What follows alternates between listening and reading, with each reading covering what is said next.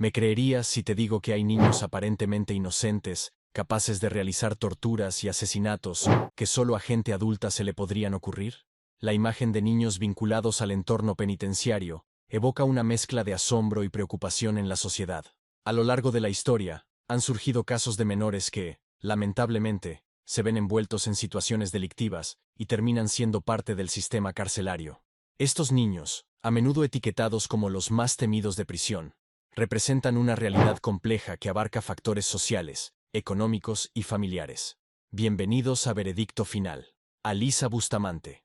Alisa Bustamante parecía ser una adolescente ordinaria, apreciada por sus amigos que la describen como dulce y sorprendente. Sin embargo, debajo de su fachada exterior, yacía una personalidad mucho más oscura que se reveló a través de su presencia en línea. Este lado siniestro presagiaba el acto atroz que eventualmente cometería: el asesinato de Elizabeth Olton, de 9 años. Entre 2002 y 2009, Alisa Bustamante estuvo bajo el cuidado de sus abuelos. Su madre, Michelle Bustamante, tenía antecedentes de abuso de sustancias que condujeron a problemas legales y encarcelamiento. Su padre, César Bustamante, cumplía una condena en la cárcel por agresión. Como resultado de los desafíos de sus padres, Alisa y sus 3 hermanos menores fueron puestos bajo la custodia de sus abuelos, y se mudaron de California a una propiedad rural en St. Martin, Missouri, cerca de Jefferson City. A pesar de las tumultuosas circunstancias que rodeaban a sus padres, Alisa sobresalió académicamente en la escuela secundaria, obteniendo altas calificaciones de A y B. Aunque Alisa Bustamante parecía llevar una vida normal gracias al entorno estable proporcionado por sus abuelos, sus luchas internas no eran totalmente evidentes. Participaba en actividades creativas como escribir poemas, y mostró sentido del humor. Participaba activamente en las actividades de la Iglesia de Jesucristo de los Santos de los Últimos Días. Sin embargo, fue una sorpresa para todos cuando en 2007, Alisa intentó suicidarse después de una estadía de 10 días en un hospital psiquiátrico. Se le recetaron antidepresivos. A pesar de la medicación, Alisa se autolesionaba cortándose y mostrando sus cicatrices a los amigos. La personalidad en línea de Alisa Bustamante contrastaba radicalmente con su comportamiento en la vida real. Su feed de Twitter exhibía desdén por la autoridad y compartió una publicación que decía: "Las malas decisiones hacen grandes historias". Sus pasatiempos en plataformas como YouTube y MySpace incluían términos perturbadores como matar gente y cortarse. Incluso publicó un video en YouTube en el que alentaba a sus hermanos a tocar una cerca electrificada. Esta dualidad entre su apariencia exterior y sus expresiones en línea subraya la complejidad del carácter de Alisa Bustamante y presagia el trágico evento que luego asombrará a su comunidad. Luego, el 21 de octubre de 2009, Alisa Bustamante convirtió sus fantasías más oscuras en una realidad horrorosa. Viviendo apenas a 4 casas de la familia Bustamante, estaba Elizabeth Olton, de 9 años, una compañera de juegos frecuente de Alisa y sus hermanos. En la noche fatal de la muerte de Olson, su madre Patricia Price recuerda a su hija rogando ir a la casa de Alisa para jugar. Esta interacción tuvo lugar alrededor de las 5 de la tarde, marcando la última vez que Price vio a su hija con vida. Para las 6 de la tarde, con Elizabeth aún ausente, la creciente preocupación de su madre indicaba que algo andaba mal. Al día siguiente de la desaparición de Elizabeth, agentes del FBI entrevistaron a Alisa y confiscaron su diario durante su investigación. Al examinar, las autoridades descubrieron una depresión superficial en el suelo detrás de la residencia de Alisa, asemejando una tumba improvisada. Cuando fue cuestionada, la adolescente afirmó que disfrutaba cavando tales agujeros. A medida que avanzaba la investigación, se descubrió otra tumba superficial oculta debajo de las hojas, en la propiedad de los Bustamante. Trágicamente, contenía el cuerpo sin vida de Elizabeth. Alisa fue arrestada posteriormente y acusada de asesinato en primer grado. La revelación de una entrada de su diario, inicialmente oscurecida con tinta azul tachada pero revelada por los investigadores, pintó una imagen escalofriante de sus verdaderos pensamientos. Acabo de matar a alguien, lo estrangulé, le corté la garganta y lo apuñalé. Ahora están muertos. No sé cómo sentirme en este momento. Fue increíble. Tan pronto como superas la sensación de, oh Dios mío, no puedo hacer esto, es bastante agradable. Estoy un poco nerviosa y temblorosa ahora mismo. Está bien, tengo que ir a la iglesia ahora. Durante los procedimientos judiciales, Alisa Bustamante confesó el asesinato de Elizabeth Olton. Detalló la secuencia de los acontecimientos admitiendo haber estrangulado cortado la garganta de la niña y apuñalado su pecho. Después del espantoso acto, Alyssa enterró el cuerpo de su víctima en la tumba superficialmente cavada cerca de sus hogares. Mientras que el equipo de defensa de Alyssa intentó arrojar luz sobre su problemática crianza como súplica de clemencia, el juez dictaminó que sería juzgada como adulta, reconociendo la gravedad de sus acciones. Semanas antes del inicio programado de su juicio por asesinato en primer grado en 2012, que ocurrió poco más de 2 años después del asesinato inicial, Alyssa Bustamante tomó una decisión fundamental para evitar la pena de muerte. Aceptó un acuerdo de culpabilidad que redujo su cargo a asesinato en segundo grado. Como parte de este acuerdo, podría tener derecho a libertad condicional después de cumplir 30 años en prisión. Sin embargo, en 2014, después de conseguir un nuevo abogado, Alyssa Bustamante argumentó que su declaración de culpabilidad en 2012 no habría ocurrido si hubiera sido consciente de un inminente caso de la Corte Suprema de Estados Unidos, que impactaría el manejo de casos juveniles que involucran asesinato en primer grado. A pesar de esta afirmación, el juez que supervisaba el caso rechazó la solicitud de una nueva sentencia. A lo largo de los procedimientos legales, Patricia Price, la madre afligida de Elizabeth Olton, permaneció insatisfecha con la sentencia original. Durante el juicio, Price caracterizó a Alyssa Bustamante como un monstruo maligno y expresó su odio profundamente arraigado hacia ella. En un momento de gran carga emocional, Price pronunció un poderoso discurso que fue tan intenso que el juez tuvo que intervenir y pedirle que se detuviera. En una oferta de justicia, Price presentó una demanda por homicidio culposo contra la asesina convicta en octubre de 2015. La demanda, que también nombró al hospital donde Alyssa había sido tratada, se resolvió posteriormente por $5 millones, 2 años después. Price inicialmente incluyó a Pathways Behavioral Health Care y sus empleados como acusados, sosteniendo que deberían haber reconocido las tendencias violentas de Alyssa y tomado medidas preventivas mientras estaba bajo su cuidado. La demanda contra Pathways finalmente fue desestimada por un juez. A pesar de los resultados legales, la verdad irrefutable sigue siendo que una niña joven perdió la vida debido a las acciones impredecibles y violentas de una adolescente atribulada. Los hermanos Beber. Operadora. ¿Ok, eres el único ahí? Daniel Beber. No, mi hermano está atacando a mi familia. Operadora. ¿Tu papá está atacando a tu familia? Daniel Beber. No, mi hermano. En julio de 2015, una sorprendente llamada al 911 a altas horas de la noche llevó a las autoridades de Broken Arrow, Oklahoma, a descubrir una escena del crimen excepcionalmente escalofriante. Dentro de la residencia, se toparon con 5 cadáveres y una adolescente aferrándose desesperadamente a la vida. Robert y Michael Beber acabaron con la vida de 5 miembros de su propia familia antes de ser arrestados. David Beber, de 52 años, que había trabajado en el departamento de una empresa, era un individuo reservado, casado con April, de 44 años. La pareja tenía un total de 7 hijos. Daniel, de 12 años. Christopher, de 7. Victoria, de 5. Crystal, que tenía 13 años en ese momento. Y Autumn, que tenía aproximadamente 2 años. Además de los adolescentes Robert y Michael, los protagonistas. La familia era profundamente religiosa, optando por educar a sus hijos en casa, y su hogar estaba situado en el distrito Broken Arrow de Oklahoma. Los vecinos retrataban a los Beber como una familia que en gran medida mantenía su privacidad. La noche en que llegó la policía, las autoridades observaron huellas recientes que salían de la parte trasera de la casa y emplearon una unidad K9 para rastrear la ruta de escape. Este rastro los llevó a Robert Beber, de 18 años, y a su hermano Michael, de 16. Tras la hospitalización y el tratamiento de Crystal por sus lesiones, ella se comunicó con la policía. Sorprendentemente, Crystal implicó a sus hermanos Robert y Michael en las agresiones. Posteriormente, se reveló que la llamada al 911 la había realizado Daniel, quien fue asesinado poco después de haberla hecho. Aunque Robert y Michael estaban bajo custodia policial, la policía todavía no estaba segura de lo que había ocurrido.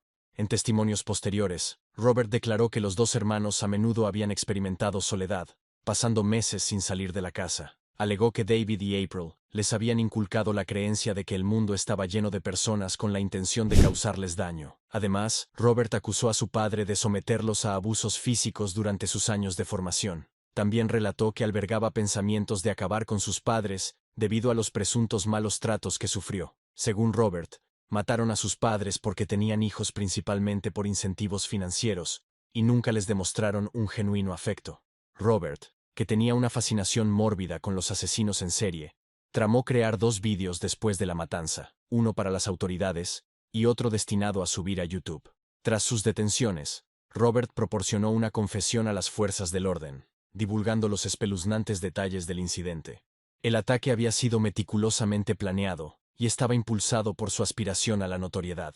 Aspiraban a que los asesinatos los catapultaran a un nivel de infamia que superara incluso al de los perpetradores de la masacre de la escuela secundaria de Columbine. Robert y Michael habían orquestado un plan que se extendía más allá del asesinato de solo los miembros de su familia. Sus siniestros planes involucraban la adquisición de municiones en línea y embarcarse en una matanza a través de áreas pobladas, atacando indiscriminadamente a personas desprevenidas. Perturbadoramente, Robert reveló que su siniestro complot incluso incluía acabar con la vida de manera muy explícita de su hermano de 2 años. Sin embargo, no pudieron seguir adelante con el plan después de que llegó la policía. Durante los procedimientos judiciales, Rob testificó que él había sido el responsable de las puñaladas, afirmando que nunca vio a Michael participar en actos de violencia. Declaró: "No niego que actuamos juntos, pero actuamos a nuestra manera". En última instancia, Robert Bever se declaró culpable de 5 cargos de asesinato en primer grado y un cargo de agresión y agresión con la intención de matar. En septiembre de 2016, recibió múltiples cadenas perpetuas sin posibilidad de libertad condicional. Según informes, el 17 de junio del mismo año, Robert Bever intentó acabar con su vida. De acuerdo con Casey Roebuck, portavoz de la oficina del sheriff del condado de Tulsa, durante una revisión de seguridad de rutina, Robert había intentado ahorcarse con su sábana. El personal médico lo bajó y lo reanimó, asegurándose de que estuviera bien, y de ahí lo trasladaron a vigilancia contra el suicidio. En abril de 2018, Michael enfrentó un juicio, y el testimonio de Robert jugó un papel fundamental para asegurar el caso de la fiscalía. Posteriormente, Michael fue declarado culpable de 5 cargos de asesinato en primer grado, junto con un cargo adicional de agresión con intención de matar. En agosto de 2018, fue sentenciado a 5 cadenas perpetuas consecutivas, con la posibilidad de libertad condicional, junto con una pena adicional de 28 años por el cargo de agresión. Actualmente, Michael está cumpliendo su condena en el Centro de Evaluación y Recepción de Lexington, ubicado en el condado de Cleveland, Oklahoma. Mientras tanto, en la cárcel, Robert no ha cambiado mucho. El 15 de julio de 2023, intentó atacar a 2 miembros del personal en el centro correccional Joseph Harp. Alrededor de las 4:30 p.m., mientras estaba en la sala común de la prisión, se acercó sigilosamente a una clínica psicológica y a un trabajador de servicios sociales que también estaban trabajando allí, blandiendo un instrumento afilado. Afortunadamente, el trabajador social pudo desarmarlo rápidamente con un abrazo de oso. Además, nadie resultó herido. Sin embargo, a partir de este nuevo incidente, no sería sorprendente si pasa más tiempo en la cárcel. Mary Bell. En 1968, los medios británicos estaban obsesionados por una atrocidad inimaginable. Mary Bell, una niña de 11 años, había estrangulado a 2 niños más pequeños, y ahora enfrentaba la perspectiva de ser condenada. Sus acciones la llevarían a una sentencia de 12 años de prisión por las muertes de Martin Brown y Brian Howe, el 25 de mayo de 1968, al día siguiente de su 11º cumpleaños. Mary estranguló hasta la muerte al niño de 4 años Martin Brown, en una casa abandonada junto a una amiga llamada Norma Joyce Bell, que no tenía relación con ella. Mary dejó notas incriminatorias en una guardería confesando abiertamente su culpa. Pero las autoridades inicialmente desestimaron estas notas como una broma. 2 meses después, Mary, junto con Norma, repitió este horrible acto, esta vez reclamando la vida de Brian Howe de 3 años. Para intensificar el horror, Mary regresó a la escena para tallar una M en el abdomen del niño. Lo maltrató aún más con unas tijeras. Estos trágicos eventos tuvieron lugar en Scotswood, un suburbio de Newcastle upon Tyne, en el noreste de Inglaterra. Antes de matarlos a ambos, Mary les informó a las víctimas que tenían dolor de garganta, luego procedía a masajearlo, y luego los mataba. La madre de Mary Bell, Elizabeth Betty Bell, era una conocida dama de compañía local que estaba ausente la mayor parte del tiempo. Viajaba con frecuencia a Glasgow por trabajo, dejando a sus hijos al cuidado de su padre, cuando él estaba presente. Betty solo tenía 17 años cuando dio a luz a Mary. Curiosamente, la identidad del padre biológico de Mary sigue siendo un misterio, a pesar de que durante gran parte de su vida, creyó que William Billy Bell un alcohólico violento y delincuente habitual, era su padre. La verdadera paternidad de Mary es incierta. Sin embargo, William Bell se casó con su madre cuando Mary era aún una bebé. La primera infancia de Mary estuvo marcada por una sensación de no ser deseada y descuidada. Su tía, Isama Cricket, recordó que inmediatamente después del nacimiento de Mary, Betty se mostró resentida cuando el personal del hospital intentó poner al recién nacido en sus brazos, exclamando: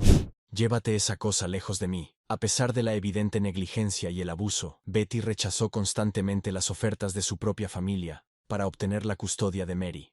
Los informes sugieren que Betty, quien se dedicaba al trabajo de dominatrix, puede haber presentado a Mary a algunos de sus clientes, posiblemente animándolos o permitiéndoles abusar íntimamente de ella durante las sesiones. A mediados de la década de 1960, ambas niñas fueron acusadas de 2 cargos de homicidio involuntario. Norma fue absuelta de los cargos, pero Mary recibió una sentencia indefinida después de su arresto.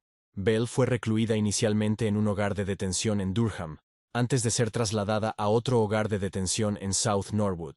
Más tarde, la trasladaron a la unidad de seguridad Red Bank, una institución para delincuentes juveniles ubicada en Newton-le-Willows, Merseyside. A principios de 1969, en esta instalación, era la única reclusa entre aproximadamente 24 reclusos masculinos. Durante su estancia en Red Bank, Bell alegó que había sido objeto de abuso íntimo por parte de un miembro del personal y varios compañeros reclusos, alegando que el abuso había comenzado cuando solo tenía 13 años. Más tarde, en noviembre de 1973, a los 16 años, Bell fue trasladada a un ala de seguridad de la prisión de mujeres de Stial, en Cheshire. Bell se resistió a este traslado, y según los informes, no le gustaba esta nueva instalación. Durante su encarcelamiento allí, solicitó la libertad condicional, pero sus intentos no tuvieron éxito. Sin embargo, en junio de 1976, su situación dio un nuevo giro cuando fue trasladada a la prisión abierta de Moot Court. Mientras estaba allí, participó en un curso de secretariado. Aproximadamente 15 meses después, en septiembre de 1977, Bell volvió a captar la atención nacional cuando ella y otra reclusa llamada Annette Priest escaparon de la prisión abierta de Moot Court. Durante su fuga, ambas mujeres pasaron varios días en compañía de 2 jóvenes en Blackpool, haciendo lo que querían y pasándolo bien. Bell adoptó el alias de Mary Robinson durante este periodo. Finalmente, Bell fue detenida el 13 de septiembre en la residencia de uno de los jóvenes, Clive Shirtleff, en Derbyshire. En ese momento, se había teñido el pelo de rubio en un intento por alterar su apariencia. Esa noche fue devuelta a la custodia, y Priest fue arrestada en Leeds unos días después. El castigo de Bell por su fuga fue la pérdida de los privilegios penitenciarios durante 28 días. En 1980, a los 23 años, Mary Bell fue finalmente puesta en libertad. Se le otorgó una nueva identidad, y 4 años después, se convirtió en madre. Sin embargo, su hija permaneció ajena al pasado de su madre, hasta que su paradero fue descubierto por periodistas en 1998. El acoso de los medios de comunicación era tal que Mary Bell y su hija se vieron obligadas a huir de su residencia con sábanas cubriendo sus rostros en un desesperado intento por evadir a la prensa. Inicialmente, el anonimato de la hija de Mary iba a protegerla hasta que cumpliera 18 años. Sin embargo, en 2003 obtuvieron una victoria legal en el Tribunal Superior que extendió su protección y garantizó el anonimato de por vida. 6 años después, surgieron informes de que Mary Bell se había convertido en abuela. A lo largo de su vida, la presencia de Mary en los medios ha generado un intenso debate. Mientras algunos la perciben como una mujer que se esfuerza por enmendar los errores de su problemático pasado, otros se alinean con las familias de las víctimas, acusando a Mary de capitalizar sus crímenes. En 1998, Mary Bell colaboró con la autora Gita Sereni y contribuyó a su libro Gritos no escuchados, la historia de Mary Bell. Este esfuerzo colaborativo tenía como objetivo relatar las experiencias de vida de Bell que condujeron a sus crímenes. El libro profundiza en los intrincados detalles de la infancia de Bell, arrojando luz sobre la magnitud del abuso que sufrió de su madre, a quien Bell caracteriza como una dominatrix debido a su participación en la prostitución. Bell sostiene además que estaba sujeta al abuso de múltiples clientes de su madre. La ubicación actual de Mary Bell está envuelta en el misterio, protegida por la orden, judicial de 2003 que garantiza su anonimato. Cabe destacar que Bell no afirma su inocencia en la condena, y reconoce abiertamente que el abuso traumático que sufrió durante su infancia no puede servir de justificación para sus acciones criminales. Esta perspectiva fue compartida por la autora Gita Sereni, quien profundizó en la historia de Bell. Eric Smith. A la corta edad de 13 años, este joven ya había cometido un acto brutal e inimaginable de violencia. Eric Smith, quien era solitario y a menudo atormentado por abusones debido a sus orejas prominentes, anteojos gruesos, cabello rojo y pecas, cometió un acto atroz el 2 de agosto de 1993 en el pequeño pueblo de Savona, Nueva York. Su víctima Robbie, de 4 años en ese momento, vivía en otra parte del pueblo. En la mañana de ese día, Smith vio al niño caminando solo hacia un parque donde se realizaba un campamento de verano. Lo atrajo a un área boscosa donde lo estranguló, le tiró una piedra grande en la cabeza y luego lo sodomizó con un palo. Smith también tomó un jugo Kool-Aid de la lonchera de Robbie y lo vertió en las heridas abiertas. Los investigadores determinaron que la causa de la muerte fue trauma contundente y asfixia. En los días siguientes, Marlene Haskell, una amiga de la familia Smith, comenzó a preocuparse por el comportamiento del adolescente de 13 años. Ella recordó que le había hecho preguntas inquietantes sobre la posibilidad de que el asesino fuera un niño. Haskell también recordó que él visitaba regularmente el parque cerca de la escena del crimen, lo que la llevó a sospechar que podría saber o haber presenciado algo. 11 horas más tarde, la madre de Robbie regresó al parque para recoger a su hijo, pero le dijeron que Robbie nunca llegó. El cuerpo de Robbie fue encontrado después de 4 horas de investigación. 6 días después, el 8 de agosto de 1993, Smith le confesó a su madre que él era el asesino. Esa misma noche, la familia informó a la policía. El caso recibió titulares nacionales debido a la edad tanto de la víctima como del asesino. Smith fue sometido a extensas pruebas médicas, pero no se encontraron anormalidades físicas o hormonales que explicaran su comportamiento violento. Era un solitario que a menudo era acosado por su apariencia física. Un psiquiatra de la defensa lo diagnosticó con trastorno explosivo intermitente, una condición mental que causa comportamiento violento e impredecible. Sin embargo, los expertos de la fiscalía dijeron que rara vez se ve ese trastorno en niños de la edad de Smith. El 16 de agosto de 1994, Smith fue declarado culpable de asesinato en segundo grado, y se le impuso la pena más severa disponible para delincuentes juveniles en ese momento: un mínimo de 9 años de prisión perpetua. Mientras estaba tras las rejas, Smith aprovechó la oportunidad para expresar públicamente su arrepentimiento, leyendo una carta de disculpas a la familia de Robbie en transmisiones televisadas. Al concluir su declaración, Smith expresó su incapacidad de aceptar la perspectiva de una vida confinada por paredes, alambre de púas y barrotes de acero. También ofreció disculpas a Derek Robbie durante las entrevistas. Inicialmente retenido en una instalación para menores durante 3 años, Smith fue transferido más tarde a una instalación abierta para adultos jóvenes. En el año 2001, lo trasladaron a la institución correccional Clinton en Dannemora, Nueva York, una instalación de máxima seguridad. Desde entonces, ha sido transferido a varias otras instalaciones correccionales. A lo largo de los años, las apelaciones de libertad condicional de Smith fueron rechazadas en 10 ocasiones entre 2002 y enero de 2020.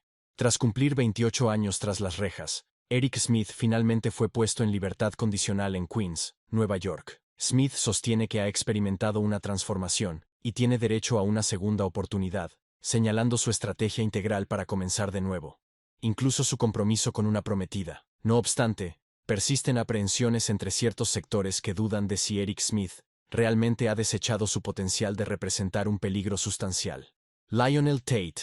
Lionel Alexander Tate, nacido el 30 de enero de 1987, ostenta la distinción de ser el ciudadano estadounidense más joven en recibir una condena de cadena perpetua, sin posibilidad de libertad condicional, aunque esta sentencia fue anulada posteriormente. En enero de 2001, a la edad de 13 años, Tate fue declarado culpable de asesinato en primer grado por la fatal paliza de Tiffany Unique, de 6 años en el condado de Broward, Florida.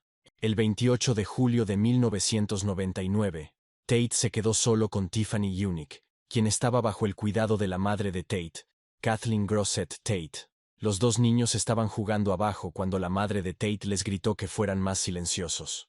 Aproximadamente 45 minutos después, Tate se acercó a su madre informándole que Tiffany ya no respiraba. El cuerpo de Tiffany mostraba magulladuras significativas en las piernas, los pies y el cuello, con evidencia que sugería el uso de fuerza comparable a la de un impacto de auto a alta velocidad. Las lesiones adicionales incluían un cráneo fracturado, hígado lacerado, costilla fracturada y una inflamación cerebral grave. Los fiscales caracterizaron estas lesiones como similares a las que resultan de una caída desde un edificio de 3 pisos. Durante el juicio, el juez Joel T. Lazarus del Tribunal de Circuito del Condado de Broward sentenció a Tate a cadena perpetua, afirmando que los actos de Lionel Tate no fueron actos lúdicos de un niño. Los actos de Lionel Tate fueron fríos, crueles e indescriptiblemente crueles. Los estatutos de Florida exigían que Tate fuera declarado culpable de asesinato en primer grado, independientemente de si el jurado creía que tenía la intención de hacer daño o no. El factor crucial era que Tate maltrató deliberadamente a otro niño, lo que resultó en la fatalidad del mismo. Según los estatutos de Florida, cualquier acción deliberada que pueda conducir razonablemente a daño físico a un niño se categoriza como abuso infantil. Este principio legal se enmarca en la regla del asesinato con delito grave, donde se cumplen ciertas condiciones para lograr condenas. El juez Joel T. Lazarus articuló los criterios necesarios de la regla del asesinato con delito grave durante el proceso de sentencia. En consecuencia, Tate recibió una condena de cadena perpetua, sin que la fiscalía tuviera la obligación de establecer su intención de hacer daño, su conciencia del potencial del mismo, o la expectativa razonable de un niño de su edad de comprender esto. Los críticos, como los diversos grupos mencionados en el escrito adjunto a la apelación de Tate, sostienen que condenar a niños menores de 12 años por asesinato en primer grado, sin la necesidad de exigir directamente su intención de causar daño, y mucho menos lesiones graves o muerte, es inaceptable. La sentencia provocó controversia debido a la edad de Tate de 12 años en el momento del asesinato, siendo su víctima de solo 6. Notablemente, se convirtió en el individuo más joven en la historia moderna de Estados Unidos en recibir una condena de cadena perpetua, lo que llevó a una amplia crítica sobre cómo el sistema de justicia de Florida maneja a los delincuentes juveniles. Tras el veredicto, la fiscalía, sorprendentemente, se alineó con la solicitud de indulgencia y sentencia de Tate, e incluso ofreció asistencia en su apelación. El juez del juicio reprochó a la fiscalía por comprometer la integridad del proceso legal adversarial. El juez enfatizó además que, si la fiscalía creía que la cadena perpetua era un resultado inapropiado, no deberían haber presentado un cargo por asesinato en las etapas iniciales.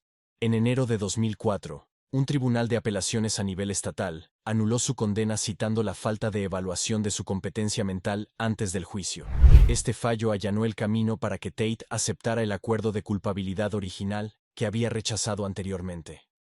Posteriormente, fue puesto bajo arresto domiciliario durante un año y sometido a un período de libertad condicional de 10 años. El 23 de mayo de 2005, Tate enfrentó cargos de allanamiento de morada con violencia, robo a mano armada y violación de la libertad condicional, según informó la oficina del sheriff del condado de Broward. Tate se enfrentó a Walter Ernest Gallardo, un repartidor de pizzas de Domino's, blandiendo una pistola fuera del apartamento de un amigo después de realizar un pedido por teléfono. Gallardo dejó caer las 4 pizzas y salió apresuradamente de las instalaciones. Posteriormente, Tate volvió a ingresar al apartamento y agredió a uno de los ocupantes que no dio la bienvenida a su presencia. Gallardo marcó rápidamente el 911 al llegar a la tienda de Domino's y más tarde identificó positivamente a Tate. Sin embargo, las fuerzas del orden no pudieron recuperar el arma de fuego en cuestión, según la declaración de la oficina del sheriff. El 1 de marzo de 2006, Tate optó por un acuerdo de culpabilidad y debía recibir una condena de 30 años de prisión, cuya sentencia estaba programada para abril de 2006. Tate reconoció haber violado la libertad condicional al poseer un arma de fuego durante el violento robo, el 23 de mayo, aunque se negó a revelar detalles sobre la adquisición y eliminación del arma.